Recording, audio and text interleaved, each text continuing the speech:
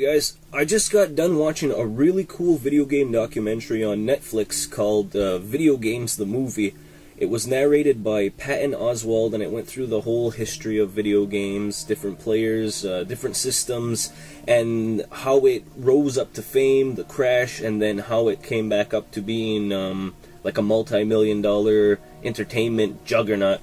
So I just wanted to share with you guys a couple of video game documentaries that I've seen in the last year or so that were really good, and some of them you can find on YouTube. You can watch for free. If that's not applicable, I'll try and put any kind of links to help you watch them.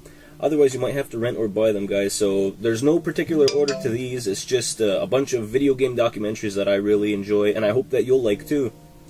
This one I gotta talk about is The King of Kongs, A Fistful of Quarters.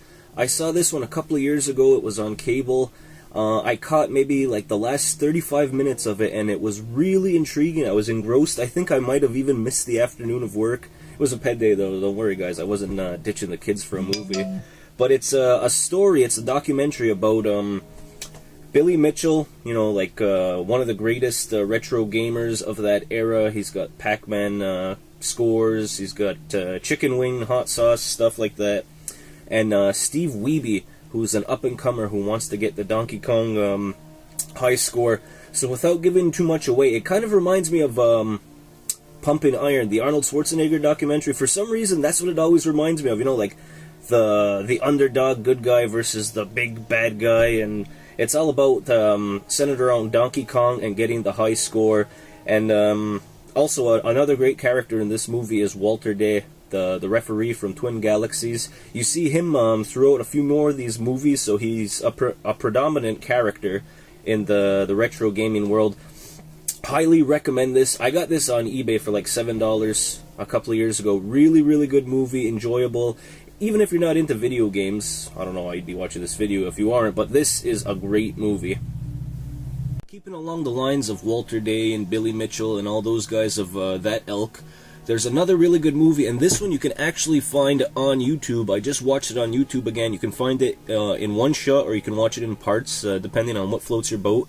It's called Chasing Ghosts Beyond the Arcade.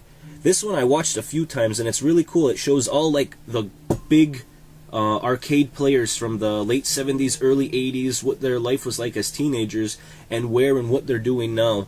How playing arcade games has shaped their life, and how who's still a gamer and who kind of like walked away from that life. The tag for it is the arcades were the place to be during the golden age of gaming. The gamers that are old enough to remember the classic days of Pac-Man and Asteroids will watch this documentary with a smile on their face. Walter Day and his Twin Galaxies arcade offer a flashback to the good old days of tons of quarters, gamer crowds around cabinets. This is a nostalgia trip for everyone that likes to watch gaming documentaries. This is, I would say, easily my second or third favorite that I've seen so far. Next one up is Indie Game the Movie. This one's on Netflix as well. This one's really cool. It's talking about the whole life building up to a couple of developers getting their retro-styled games on PS3 and Xbox 360. It follows the guys that made Braid, Super Meat Boy, and Fez, and it goes through like the year of the countdown to get their game on live in the PSN network. It shows how they program, how they're coming up with their ideas, all the stress and different things that go into being an independent game developer and trying to get your stuff onto the big consoles. Really enjoyable. I have to agree with most people. Like, the guy that made Fez kind of comes off like a dick, but most of the characters are really, you know, like, you feel for them, you hope that they're successful, and, you know, like, this movie's been out for a couple of years, so, you know, all three games did pretty well too. Like, I myself have bought Fez, Braid, and Super Meat Boy too. Next on the list, and I just watched this one over the Christmas holiday, is called Street Fighter Anniversary Film, I Am Street Fighter. This is when Capcom went into the Celebration Overdrive for their Street Fighter series. It's a dedicated cinematic piece on the series and how it all came together. Street Fighter is huge, but how huge is it really?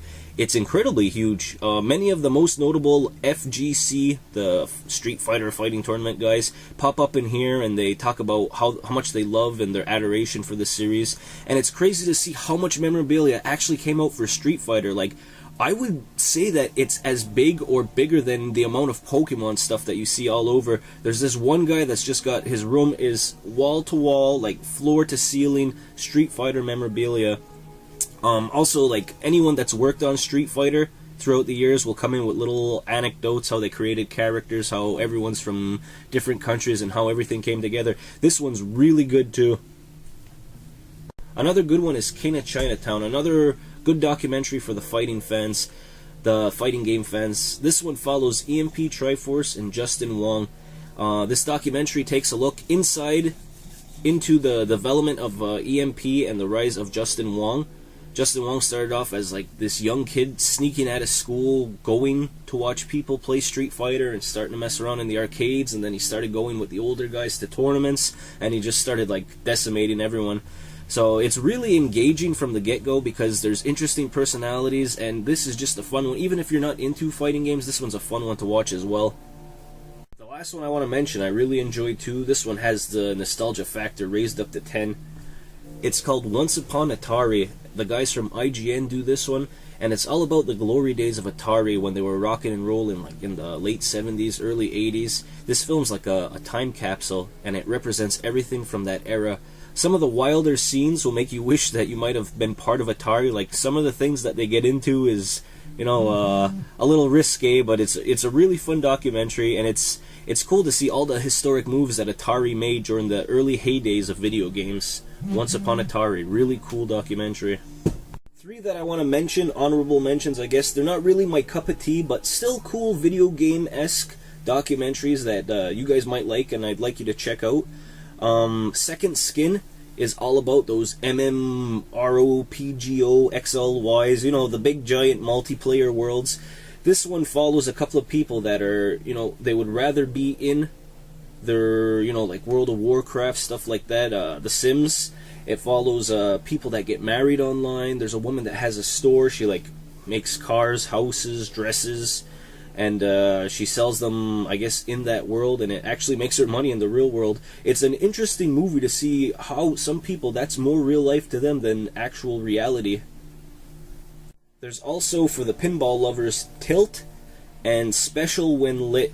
This is, you know, still video game kind of documentaries, and it basically follows the same formula for how I like the old video game documentaries. They just talk about pinball. It's about people going to the arcades maybe more in the early 70s and their love of the pinball scene.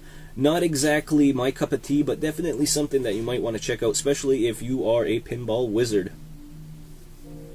So those are just a couple of video game documentaries that I've been watching recently and that I really enjoy.